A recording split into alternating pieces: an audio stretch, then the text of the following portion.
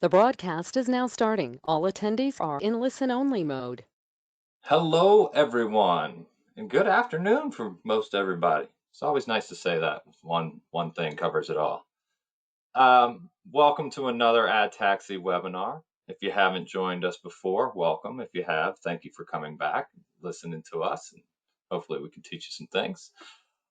This time we're going to cover defeating disruption, and marketing through this crazy, weird, economic uncertainty. Little bit of housekeeping just to touch base on everything. Don't worry about taking notes, writing everything down. We're going to send you a recording of this. So if you miss something or you're like, God, I wish we were on that slide just a little bit longer, you'll have a recording. You can hit pause. You'll see the slide. Other things or other items, excuse me. If you have a question, there's a question box in top right. Usually it's top right, hopefully for you. Write that in and we will try to get that. We're shooting for hopefully 40, 45 minutes, so have some time for questions and give you back a little bit part of your day as well. So today I am super excited to be presenting with Jim Job. We haven't done it in a while. Say hi to the group, Jim. Hello, group. All right, group. Jim and I have a long history. We go back and we worked at the same company 20 years ago. Oh my gosh. Those were the days, maybe a little bit before that was, before Facebook, Google just coming on. And Jim and I worked in that realm back then and have been back together. I've been with Adtaxi for about 4 years now and the director of customer experience. So I try to make sure our clients are happy. And Jim, part of the reason that I love having him on calls and webinars is he's always out with customer. He's always has a pulse on that, always has a great feel for the market. And that's what I hope he brings to the table today. And with our webinars, our goals at Adtaxi is to educate you. And I always feel like if we give you 3 to 5, maybe 7 great takeaways that you can use, we've done our job. And so I really think you're going to see a lot at the end of this presentation that you're going to go, well, wow, okay, I've got something awesome. This was worth my time. So bear with us as we get growing, and really excited to have Jim on the line and go through this. So on today's discussion, what we're going to talk about is the state of the economy. It's all over the place a little bit. Reactionary reflexes, what people are doing, kind of, consumers, businesses. And then we're going to get into marketing in uncertain times, touch a little bit on history on that side, and then really delve into some platforms and tactics. And that's really where we're going to spend most of our time. So without further ado, I am not an economist. I know it's hard to believe. I said I'm director of customer experience. And I didn't stay at a Holiday Inn last night, folks. Just want to let you know. But I do know one thing that's for certain is there's a lot of uncertainty out there. And so you can call it what you want. Here we've got the U.S. Retail and Trade, GDP, excuse me. GDPR is a different thing. So we dipped down. I don't think this is news to anybody. We had April, really crushing month. We've got a lot of red in this slide. Then we're coming back. We're starting to sneak back in June and July. Right now, we're 3.2% down through June. July was an advanced forecast that hasn't been factored in there. But, we have this dip. We think we're coming back, but there's still uncertainty in the market. But on the good side, if you happen to be in e-commerce or moving that way, the growth there has been exponential. And what we're seeing and what industry is seeing, market, is that what people thought was going to happen in 3 to 5 years is now happening now.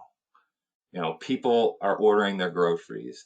They're ordering and then picking up online more often. And now it's changing behaviors. And a lot of those behaviors we believe are going to stick. So just a massive acceleration in that side of commerce. And don't worry, we're going to talk about all kinds of different businesses today. So depending on where you are, hopefully we'll hit a chord with that.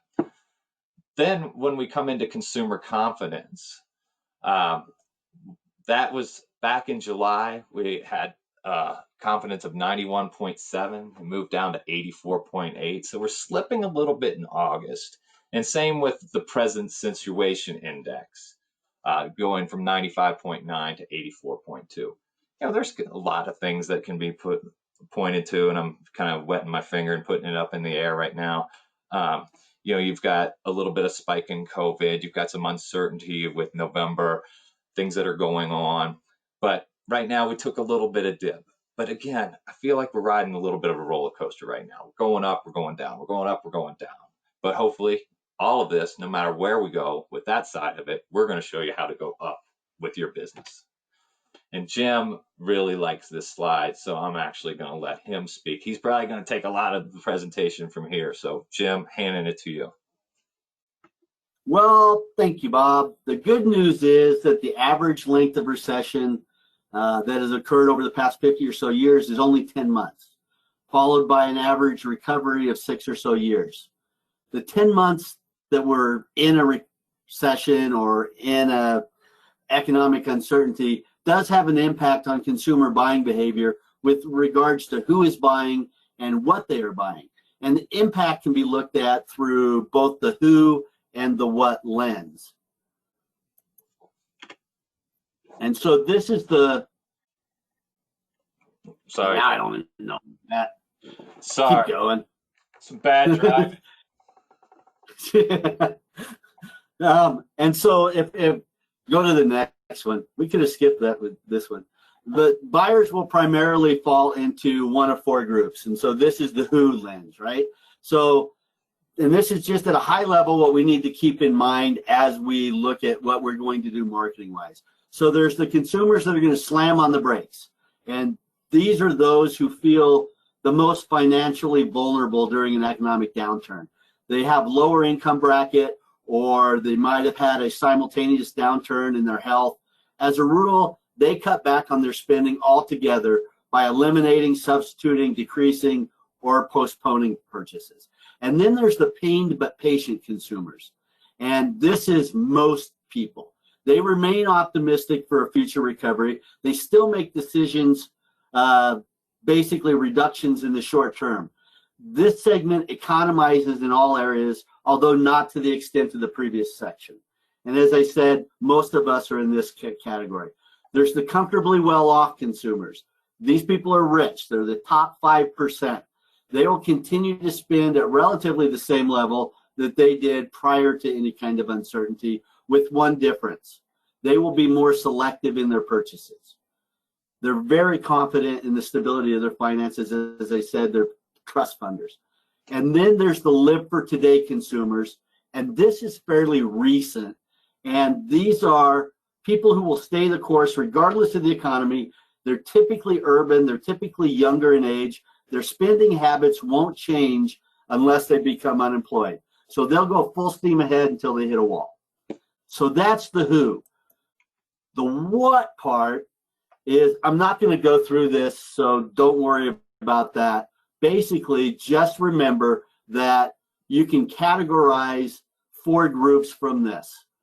There's the essentials, which are necessities for survival or perceived as central to our well-being. It's why alcohol has remained a big seller. There are treats. These are indulgences whose immediate purchase is considered justifiable. You know, I could make a pizza, but I could order a pizza. Treats. Postponables.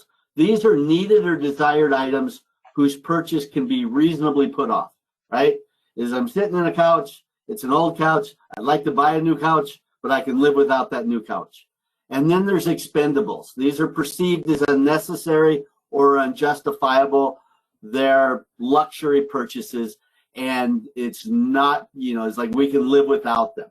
And so you can just see from the colors there that your behavior, dependent upon your socioeconomic status, what you decide to buy and not buy during periods of economic uncertainty will change. That's all you need to get. We'll come back to that briefly in a little while. But how do we market in uncertain times? What are we going to do? We have questions. Help. What do we do? This is the first one in 11 years. A lot of us have only lived through these. I've lived through 3 of these. But a lot of people have only lived and done their marketing during period of economic growth, outstanding economic growth. Well, I like to share stories of what successful people have done in the past when faced with similar circumstances. Many lessons have been learned through the dozen or so economic downturns that we've experienced over the past 100 years. And these business leaders' thoughts provide an accurate summation. So when times are good, you should advertise. When times are bad, you must advertise, is one of my favorite. It's somewhat self-serving. Be fearful when others are greedy, and greedy when others are fearful. And that's Warren Buffett. And then my favorite, perhaps, is when Sam Walton was asked, what do you think about a recession? He said, I thought about it and I decided not to participate. So those are famous people. These are famous case studies. I'm going to do them in chronological order. You probably heard these in your marketing class in college. I've shared these with my clients during each of the past 3 downturns, and they resonate. They continue to resonate, because those that don't learn from the mistakes of the past are doomed to repeat them. So the first one that I learned in school was about dry cereal, boxed cereal, right? Box of cereal, not maple, not oatmeal, dry cereal. In the 1920s, I don't have firsthand knowledge of this. I'm not that old, but you're going to have to trust me. Post was the category leader in ready-to-eat cereal category. During the Great Depression, Post cut back significantly on its advertising budget. Kellogg's doubled its advertising spend, investing heavily in radio, introducing a new cereal called Rice Krispies with Snap, Crackle, and Pop. Kellogg's profits during this time grew by 30%, and the company became the category leader, a position that they have maintained for nearly 10 decades. So a mistake in marketing tactics that Post made 100 years ago, they haven't been able to recover from. Kellogg's remains the category leader. My first car was a 1973 yellow Volkswagen Bug. It was made in the 17-month recession that happened between 73 and 75, which was triggered by an energy crisis. And this was the first time that the U.S. government started mandating that you report miles per gallon data. And in those reports, Toyota Corolla was second only to the Honda Civic in fuel efficiency. Toyota was experiencing strong sales. And so when the economic downturn hit, they were tempted to drop their ad budget. They resisted that temptation. By adhering to their long-term strategy, Toyota surpassed Volkswagen as the top imported car maker by 1976. Volkswagen has never recovered from that. They aren't even part of the equation now, yet prior to that, they were the #1 importer. And then another famous one is from the 1991 recession. Pizza Hut and Taco Bell took advantage of McDonald's decision to drop their advertising and promotion budget. And as a result of that, Pizza Hut sales increased by 61%. Taco Bell sales grew by 40%. It basically put both of those on the map. McDonald's sales declined by 28%. You don't think that was a big mistake by McDonald's? They just, recently announced that they are putting $200 million into their marketing budget for basically right now. They're not going to let that happen again. We can go back to that slide. Amazon is the most recent one that is now being, looped into your marketing 101 classes. And Amazon grew their sales by 28% in 2009 during the Great Recession. The tech company continued to innovate. They had new products during that slumping economy. Most notably, they introduced the Kindle. And on Christmas Day in 2009, Amazon customers bought more ebooks than printed books. And as a result, in the minds of consumers anyway, Amazon became an innovative company by introducing lower cost alternatives to cash-strapped customers. Perhaps the most comprehensive study, and we're almost done with this, was done by McGraw-Hill. They covered 600 companies. Bob, are you still there? Sorry, somebody's having an audio difficulty. I was trying to help them. Sorry. And you're sleeping. But they covered 600 companies, swath of industries in the early 80s recession. And sales for the companies studied were all pretty much even. During the recession, but they varied sharply after it and during it, but prior to it, they were all even. Companies that cut advertising during both of the recessionary years maintained flat sales during the period, and then in the recovery, they only achieved modest sales growth in the following years. In contrast, the companies that maintained their advertising experienced significant sales growth, as you can see, throughout that 4-year period. Studies going back as far as a century show that long-term success is largely impacted by advertising. So much so, in fact, that sales of aggressive advertisers had risen 256% over those that halted advertising by the end of that 1980s recession. The time frame on this case study is longer than most. As dynamic as the current uncertainty is, you could probably replace this year 1, year 2, year 3 with month 1, month 2, and month 3. The point is that across the board, and for the past 100 years, those companies that maintained or expanded their marketing efforts during a period of economic uncertainty didn't just do better during the uncertainty, but they carried that momentum and the trend through the subsequent period of recovery and growth. So there are several huge advantages to advertising in periods of economic uncertainty. Number one is the environment. The noise level in a product category can drop when competitors cut back on their ad spend. And because of that, the cost of advertising drops during periods of economic uncertainty. The lower rates create a kind of a buyer's market for categories. Brands can project to consumers the image of corporate stability during challenging times. They may push more of a branding message than a product message, but they're able to do it at a big, big discount. In general, when marketers cut back on their ad spending, the brand loses its share of mind, its share of voice, if you will, with consumers, with the potential of losing current and possibly future sales. Excuse me. An increase in share of voice typically leads to an increase in share of market, so it follows it. And an increase in market share obviously results in an increase in revenue. And so that's kind of the framework that we look at for marketing in a recession. If you want proof, during the last 4 months, 5 months, we tracked key metrics for our clients right through the height of the shutdown, so that we could have real data on which to make decisions, right? So that we're not paralyzed by indecision based on ignorance. So this particular search account stayed the course marketing-wise.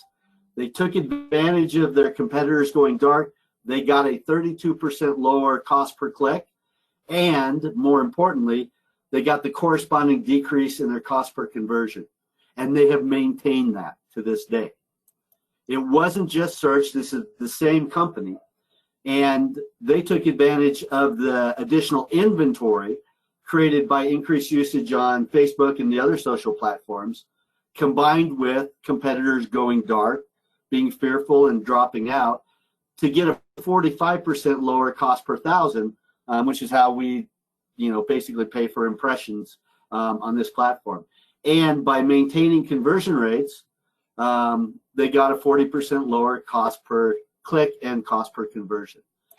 And then finally, same client, they took advantage of people streaming, basically binge watching Game of Thrones or binge watching the Tiger King thing, and they got 38% lower cost per thousand impressions on connected TV, 36% reduction in their cost per completed view.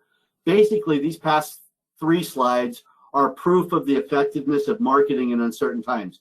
Being greedy when others are fearful, as Warren Buffett said. Yeah, I'll just interject a little Adtaxi plug on this one. This was, Jim kind of created this tool along with the help of another person. And this was like, we wanted to monitor accounts every 2 weeks and see exactly what was going on. So that's what you're seeing on this. It's just a really close touch on this to see how can we help a client, what's going on in their market, and monitoring it just really intensely. That was good. Yeah. So the foundational philosophy of advertising in uncertain times is this. Number one, you can't save your way to survival. And number two, the market share you gain at a discount during periods of uncertainty are retained through the recovery. Without going through all the math, and this is a very utopian, simplified view that illustrates this, that he just jumped through quickly. The short version is this. You have to have more share of a shrinking pie in order to get the same number of bites as when it was larger. So luckily, some of your competitors will stop eating the pie, and then when the pie gets larger, you will have elbowed some of your competitors away from the table, and you get to keep those shares. It's not good to come up with this kind of thing like right at lunch, which is kind of where I'm at in my time zone. But what it amounts to is that if the pie shrinks and you get a bigger market share, you'll retain your volume. And then when the pie expands back out, you get to retain that market share, which is then the exponential growth in volume. And that's what 5 slides ago, that 5-year study of the early 80s demonstrated the same thing. That's the foundation that successful marketing in areas of economic uncertainty create. So that's the rationale. We shared all of that data with you simply so you wouldn't think we were uninformed, because if you've been to any other webinar in the last 2 months, you saw that same stuff. If this is your first webinar and that's all new information to you, then we look brilliant, and that's good too. But the data accumulated over the past 100 years is incontrovertible. So why, given 100 years of 100% agreement on advertising in uncertain times, do businesses still cut, if not eliminate, their marketing budgets during a recession, during an economic downturn, whatever you want to call it? I believe businesses either don't know what platforms are effective, or they aren't sure what exactly is going on with consumers of their product or service, or a combination of both. So we're going to take a look at a very high level of the efficiencies of the various digital platforms, and then how to change tactics depending on your product and your consumer, and then how to replace that uncertainty and that ignorance with knowledge. Is that fair? Great. So Just thought I'd help you out there. So I appreciate that, because I couldn't hear anybody. Yeah. So the key advantages of digital is it's cost efficient, right? Online is typically less expensive than many other marketing tactics, and a sizable and impactful online effort can be undertaken more quickly and cost effectively than can an offline campaign. It's also very nimble. Digital marketing allows you to make changes to a campaign in real time, and it doesn't require much long-term commitment. Search campaigns can pivot quickly, as can social campaigns. Even display can usually be changed quickly. Try that with your local TV station or newspaper. You know how long it took people to change all of their videos so that they didn't have crowds of people in them, which, was raising red flags with people? We also can leverage first-party data to target current clients for cross-sell and upsell opportunities. We can target lapsed or past clients for re-engagement. We can create lookalike audiences for target and prospect for new clients. What your first-party data is for years you've been accumulating what people are buying from you and their contact information, their email, their cell phone numbers, all that, because one day, by golly, you're going to do something with it. I'm telling you that digital makes that day today, right? Is you can leverage all that data. It's also measurable. If you don't know which marketing channel is driving the majority of your revenue, you're not measuring well. If you don't know what your monthly performance is or whether you're on track to meet your goals, you're not tracking well. It's all ones and zeros. The data is all at your fingertips. So the ability to identify and optimize and report on any imaginable metric that will give you insight and make more informed decisions is available via digital. That's why we're big proponents of digital. And this is just as a reminder, we saw this slide a moment ago, consumers in uncertain times fall into one of these categories, and the products or services that they buy are either deemed essential, they're treats, they're postponable, or they're expendable. It's just a reminder because we may bring that in a second. So of the digital advertising platforms, these are kind of the big four.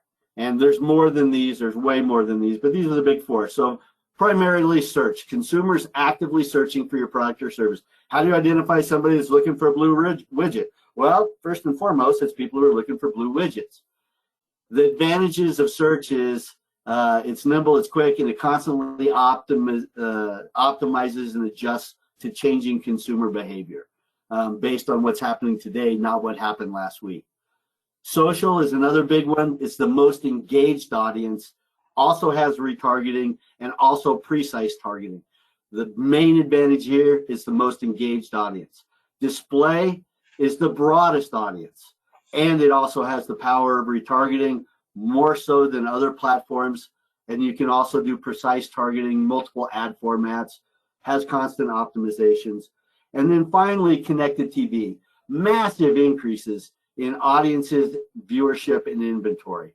As more people cut the cord, this medium is the alternative of choice. And it's a great upper funnel awareness and solid digital metrics, not typical TV metrics. So you know when someone saw your ad, not just guessing that it was served during a show. Connected TV watching is more active than traditional TV, which is laden with commercials. So that's primarily the framework. Those are the big four. While we were locked down, businesses did one of several things. Primarily, they either, with their marketing, primarily they either paused or they decreased or they canceled their advertising. And they did this because they were either shut down, they slowed down, or they were just fearful. And today, as we're coming out of this, as the economic section showed, they are either open, they're open but operating differently, they're open but slower, they're still shut down, or they're out of business.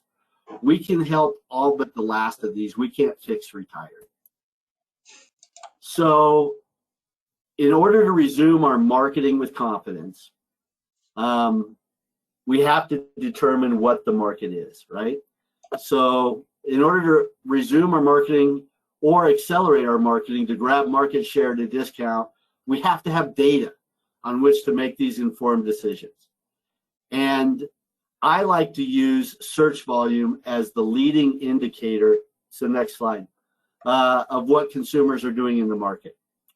If you have AdWords running right now, and it has run at some level throughout the past 5 or so months, you can use search impression share data in Google Ads in order to quantify how much demand there is. And again, what we're looking to do here is we're using search volume as the leading indicator of what consumers are doing in purchase decisions on your product or service. So let me quick go through the math. This is going to dovetail in. This is a fluctuating budget of a furniture dealer somewhere in Minnesota. This is a furniture store's Google spend. They wanted, is this too much spend? Is it not enough? It's lower than it was, as you can see, in January and February. Am I missing opportunities? We can use impression share data, do a little bit of math, and that'll allow us to make an educated, informed, data-based recommendation on budget and judge volume. So this next slide is convoluted. I'll do what I can with you. Give us a call. You have to know what your impression share was and what your lost impression share was due to budget, which is basically impressions you were eligible to serve but couldn't afford. That's what lost impression share due to budget is. This will show the total impression shares that you had available. In this case, we basically showed up about 50% of the time that we were eligible, and 10% of the time that we were eligible, we couldn't afford it. So we showed up, if we look at that as a hunt, right? We showed up 50 times out of 60 times that we were eligible to, which is 83% of the time that we were eligible for. If we divide that 83% by what we spent, it will give us what we could have spent. In this case, nearly $3,300. So then you go to the bottom one, and lo and behold, we raised the budget to that nearly $3,300. But search volume has continued to rise. When we do the math again on this, it shows that we could have spent $5,200. So I don't have a crystal ball, so I can't forecast the future using this tool. But clearly, this is showing that search volume is rising. And just as a reminder, just what's that? As a reminder to the group, and all this is straight out of Google ads, so your analytics. Yeah. So So this is all. It doesn't matter who you're with. This is not proprietary. This is using tools that are available to you via Google, and that's how you can determine, based on your campaign, whether you could spend more money or not, and will give you an indication of if the market is coming back. So that's if you have been running a campaign. If you haven't been running a campaign, you can use the keyword planner, which is another Google tool, and it will give you the trailing 12-month search volume in a beautiful visualization, which I'm about to show you. So remember that just a second ago, we showed by an impression share analysis that there was rising search volume in furniture in Minnesota. So now on this one, we've used the keyword planner tool that Google has provided us, and it's data pulled from the everything matches. It confirms. So this is the search volume last 12 months for furniture keywords, that same market. And you can see that this confirms that the search volume is rising in Minnesota. In fact, it's rising nationwide.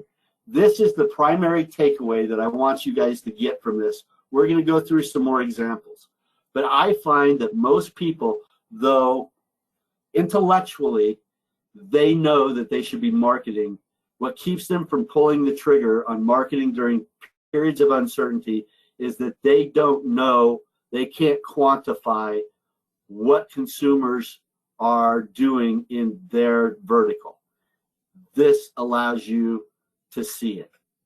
And on both the nation and the, so appliances, you know what's interesting, you don't need to go back to that slide, but what's interesting is that furniture during a typical recession, furniture and appliances are two of the most heavily negatively impacted categories.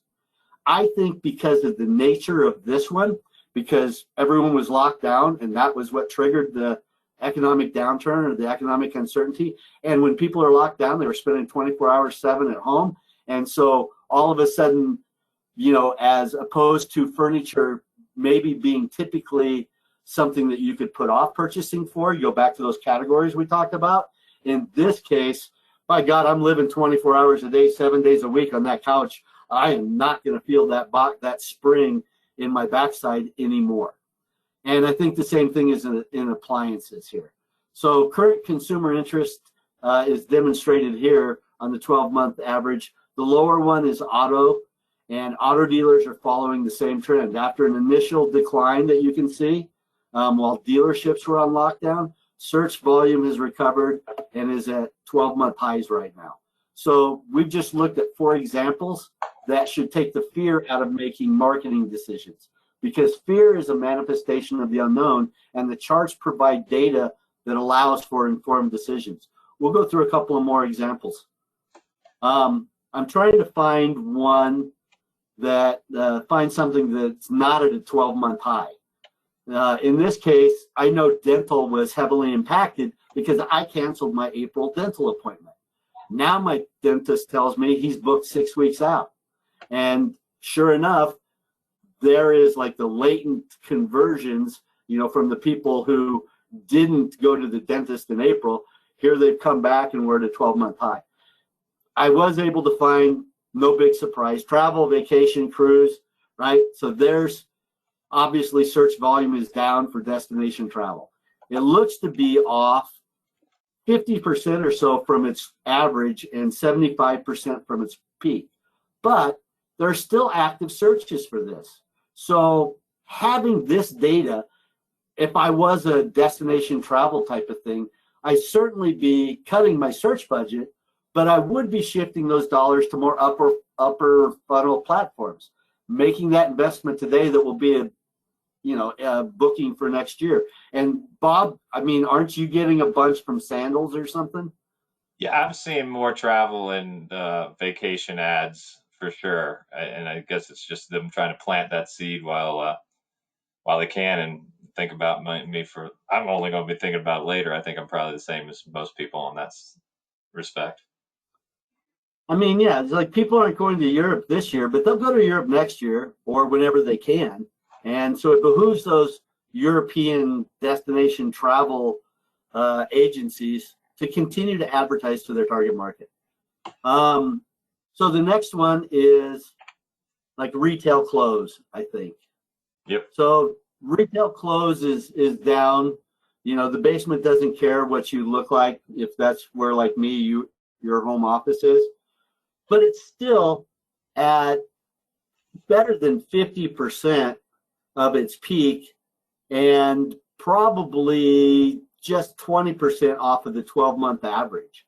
So, you know, that type of information gives you the ability to make an informed marketing decision if this was one of your categories. Plumbing is fairly, you know, as a neighbor of mine, when I was making my career decisions when I was 16, neighbor of mine was a plumbing, and he indicated to me, he said, Jim, as long as people eat, plumbers will eat as well. And you can see that plumbing is pretty flat. Next one, this is power sports. This is, you know, we saw the auto dealer ones earlier. I think that as people have been looking for ways to entertain themselves, motorcycle and ATV interest, you know, is kind of skyrocketing. But this is nationwide, looking at like motorcycle dealer, Kawasaki dealer, Polaris dealer, that type of thing. And you can see that there was the previous 12-month spike was in November with 1.8 million. This is nationwide, 1.8 million searches. The peak was in May at 3.3, and even right now we're at 2.9 million searches. And actually, what's the one to the right of that? Anyway, we're still at high search volume. Yeah, 2.9. I think you cut yourself off on the visual.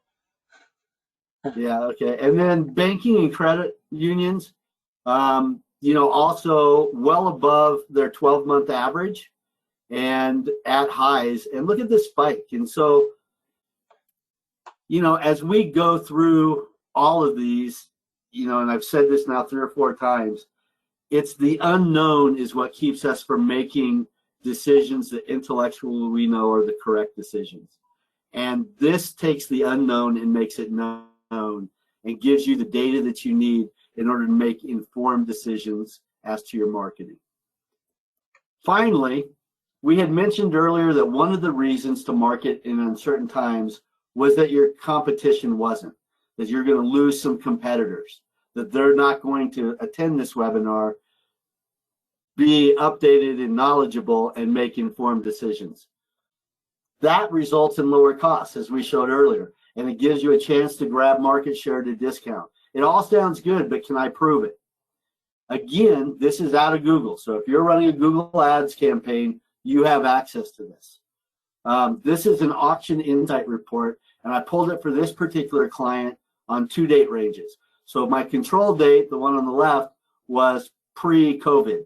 So it was in February, and those were the top competitors to him in his AdWords keywords campaign, right? And on the right is the same report pulled in July. And in comparing the two, you can see that 1 gone, 2 gone, 3 gone, 4 gone, 5 gone, that he has lost competitors. And I'm not going to go all the way back to that slide, but you saw that we still were paying less cost per click for that advertiser now than pre-COVID, and this is why. And so right now he is having record months, the months of his life, and he's gained market share. So, basically, I will tell you that being an informed marketer allows you to make educated decisions. Bob, you can go ahead and pick this up. Absolutely. Thanks, Jim. Thanks for doing most of the talking. And thanks for such incredible insights. Jim, before I just kind of bang through the slide, Jim brought a lot of stuff, and it really is search centric, because that's where a lot of metrics sit on that side. Outside of when you're running on Facebook and you see your performance and stuff, you're seeing like historical searches, what people are doing. So it gives you a pulse on that. And I love the travel example you gave, because it shows that going down. But all through this presentation, hopefully, the audience is taking that when this goes down, I have an opportunity to grab some share, and I can market at a lower rate and grab that. So that data point, and to the point on that one was, as that search went down, but that doesn't mean your awareness on your CTV and your Facebook. So you look at search data, but your other platforms might serve you better for building awareness. Like when we were talking about travel, me seeing sandal ads, other ads like that. Now they're planting that seed. So just some good information on there. I love that part of it. So, as I mentioned, I didn't stay at a Holiday Inn last night. So whatever you want to call it, we want to call it, times are odd. I think we can all agree on that. We talked about history lessons between Post and McDonald's making bad decisions and now really changing their tune for how they're approaching things now. Businesses and consumers are going to react differently. Everybody is in a different spot. Restaurants owners that I know and other people, my neighbors, everybody has a little bit different reaction to this. It's based on what they're going through. And I know we have a lot of different businesses on there, and how you're reacting is going to be different, and what's right for you is going to be different. But always tried and true, digital is it's Main Street, no denying that. But you can fall back on it. Don't abandon it. It's still so powerful. As Jim mentioned, it's affordable, it's nimble, it's efficient. And then I think we hammered it home here to make tactical decisions based on the data. So greatly appreciate your time. I was periodically popping my head into the question box. So sorry I didn't advance your slides on time there, Jim. But we actually have one question, and I think it's really important one. We touched on it, but I want to make sure we address it in full. If I can expand my screen enough to read it. And please, while we have a few minutes here and wrapping up, if you have a question, submit it. But this gentleman writes one, I agree with historical data. Would you not say that this downturn is different in its depth, and the fact that so many companies completely shut down travel, and this was submitted before we hit that slide, there's no ROI. If you have nothing to sell, no, right? So when is the right time to restart? I think Okay. Go ahead, Jim, you take it. No, you go, and then I'll come in. You're much smarter than I am on this. Go. Well, and so I agree. I mean, if you got nothing to say, well, there's two things. Number one, they weren't featured in there, but my goodness, people, bicycle queries are through the roof. But no one has anything to sell. There's no bikes in the United States right now because of supply chain disruptions. So yeah, I mean, you can't fight, just like I can't help somebody that retired.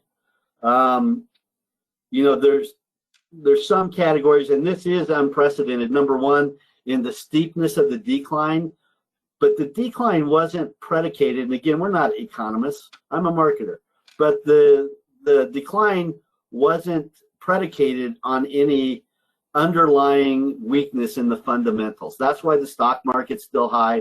That's why some of those industries that typically are massively impacted by a recession are currently not being impacted like we would expect them to, is because this wasn't necessarily a fundamental weakness as much as that we shut the doors for 2 or 3 months.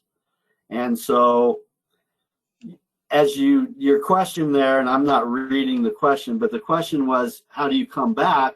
And you use the data as the indicator of whether that market has come back. So like that dental one is a good example. If you squint your eyes and you think back 3 or 4 slides, is that it cratered in April. No one was going to a dentist. You'd been a fool to go to a dentist. Most dentists were shut down. I know mine was. And like I said, you'd been a fool to gone to a dentist. But, you know, how does he make the decision on when to reopen? Well, number one, there's safety considerations.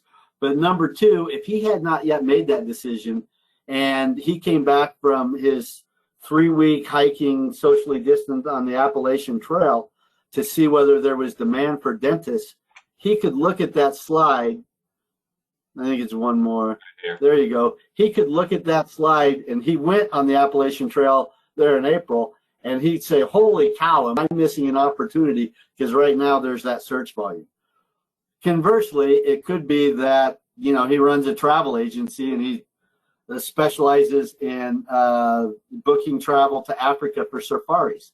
And he could still be in Appalachia, or he can make an investment in keeping top of mind awareness for when those people who were going to travel to Europe or wherever this year decide they're going to do it next year. Because there are advantages to him capturing that top of mind awareness now at a discount so that he's there next year when the travel restrictions are lifted. That probably didn't answer the question, but that's the best I can do. I will tell everybody and invite everybody, again, these tools are all on Google. If you don't have access to them and you would like to know, go back to that thingy, to the charts that we just had 6 of or 8 of or whatever. If you would like us to run one of these, just get a hold of us. We'll throw your keywords in there and we'll shoot that chart to you. Bob, up to you. All right. Well, I think we've covered the summary. Sounds like we answered the questions. That was the comment from the person that asked it. And so here's a little bit of just how to get a hold of us at adtaxi.com. You can see more events. We do webinars about twice a month, cover different subjects on that. And we also have good resources if you're looking for other webinars that we've done, blogs, case studies, any information on that. It's available. We greatly appreciate your time. Thank you for spending it with us. Hope you got that 3, 5, 7 takeaways from that. And Jim, always a pleasure. Thank you for you doing what you do. Thanks for having me. All right, we're going to sign off. Thanks, everyone.